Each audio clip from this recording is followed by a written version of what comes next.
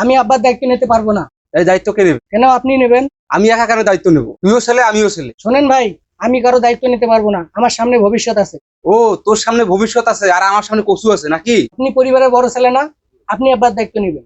আমাদের দুই ভাই কি আব্বা সমান ভাগে সম্পত্তি ভাগ করে দিছে, তাহলে আমি কেন একা দায়িত্ব নেবো? আমি কোনো দায়িত্ব নিতে পারবো না। তাহলে আমিও দায়িত্ব নিতে পারবো না। বাবারা, আমার দায়িত্ব তোমাদের নেওয়া লাগবে না, তারপর তোরা ঝগড়া করিস। এই যে আমি বলে দিচ্ছি, আমি কারো দায়িত্ব নিতে পারবো না। এই তুই না নিলে আমি নেবো? মুন্না চাচার দুই ছেলে মুন্না চাচার সাথে এমন আচরণ করে যা বলার বাইরে। খারাপ ব্যবহার করবেই তো, এখন যে সবকিছু খাওয়া শেষ। মুন্না চাচার সব থেকে বড় ভুল তার দুই ছেলেকে সব সম্পত্তি লিখে দেওয়া। আচ্ছা, মুন্না চাচার যে দুইটা মেয়ে আছে, তারা কি মুন্না চাচার খোঁজ খবর নেয় না?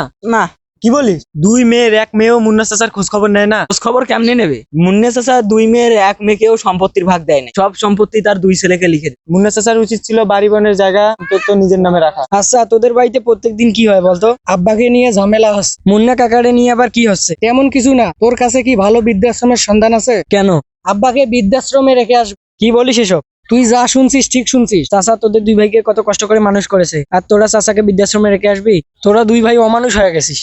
আচ্ছা মুন্না চাচা, আপনার দুই ছেলে কি আগেও আপনার সাথে এরকম ব্যবহার করতো? না বাবা, এরকম আগে ব্যবহার করতো না।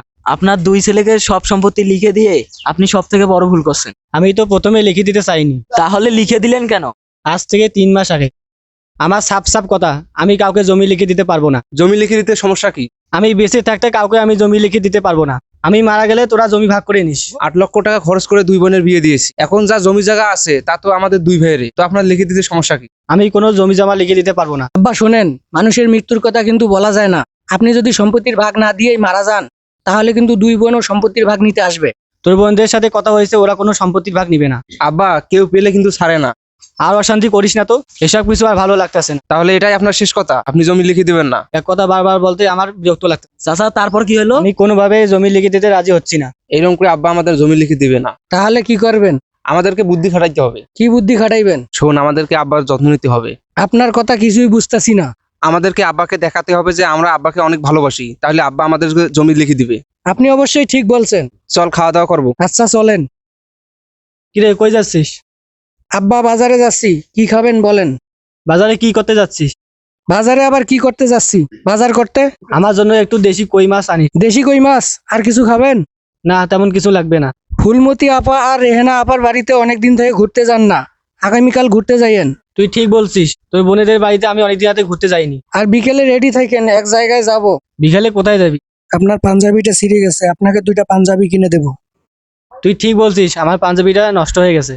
আচ্ছা আব্বা, আমি বাজারে গেলাম। আপনার আর কিছু লাগবে কি? না, আর কিছু লাগবে না বাবা। আমি গেলাম তাহলে।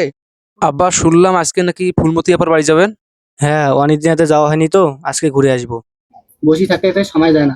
বসে থাকি যেহেতু সময় যায় না, তাই এই ফোনটা নাও, আজ থেকে এই ফোনটা চালান। এই ফোনটা যে দিলু, এই ফোনটা কি মুই চালের পাইম? কয়টা দিন চালাইলে আপনি চালাইবেন। তার মানে এইসবের জন্য আপনার দুই ছেলেকে সব সম্পত্তি লিখে দিছেন? হ্যাঁ বাবা, জমি লিখে দেওয়ার পর থেকে আমার সাথে খারাপ ব্যবহার করা শুরু করে দিচ্ছে।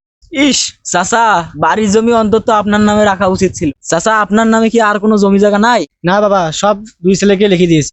আচ্ছা চাচা, আপনার দুই মেয়েকে কেন সম্পত্তির ভাগ দিলেন না? ওদের দুজনের বিয়ের সময় 4 লাখ করে 8 লাখ টাকা খরচ, এই জন্য ওদেরকে জমির ভাগ দেয়নি। শুনলাম আপনার দুই মেয়েও নাকি আপনার খোঁজ খবর নেয় না। কারণ এখন আমি অচল হয়ে গেছি বাবা। চাচা ধৈর্য ধরেন, সবকিছু ঠিক হয়ে যাবে। দুই ছেলে যা চাইছে আমি তাই দিছি, এখন দুই ছেলে আমার সাথে খারাপ আচরণ করে। আমি একটা সিদ্ধান্ত নিছি, কি সিদ্ধান্ত? আব্বাকে বৃদ্ধাশ্রমে থুয়ে আসবো। আব্বাকে বৃদ্ধাশ্রমে রেখে আসবেন? হ্যাঁ। আব্বাকে বৃদ্ধাশ্রমে রেখে আসলে এলাকার মানুষ কি বলবে? এলাকার মানুষ এখন কি ভালো বলতেছে? আব্বাকে থুয়ে আসবো, 2-4টে কথা বলবে, আমরা চুপ করে থাকবো, 2-3 দিন পর আপনি ঠিক আছে। আপনি অবশ্য ঠিক বলছেন, যেহেতু আব্বার দায়িত্ব আপনিও নিচ্ছেন না আমিও নিচ্ছি না, তাহলে বৃদ্ধাশ্রমে রেখে আসাই ভালো হবে। তাহলে আব্বাকে গিয়ে সবকিছু বল। আপনি যেহেতু আমাকে প্রস্তাব দিলেন, তাহলে আপনি যে আব্বাকে বলেন। ঠিক আছে, আমি যে বলতেছি। মুন্না চাচাকে আজকে মনে হয় বৃদ্ধাশ্রমে রেখে আসবে রে। মুন্না চাচার ভুলের জন্য আজ তাকে বৃদ্ধাশ্রমে রেখে আসতেছে। মুন্না চাচার দুই ছেলে সৎ ছেলে নাকি? সৎ ছেলে হবে কেন, আপন ছেলে। আপন ছেলে হয়ে নিজের জন্মদাতা পিতাকে কিভাবে বৃদ্ধাশ্রমে রেখে আসতে পারে? ওরা স্বার্থপর ছেলে, নিজের স্বার্থ হাসিল হয়েছে, এই জন্য নিজের বাবাকে চিনতেছে না। মুন্না চাচার জন্য অনেক মায়া হচ্ছে। তোর আর আমার মায়া হয়ে কি কোনো লাভ আছে? মুন্না চাচার দুই ছেলে তো কোনো মায়া হচ্ছে না।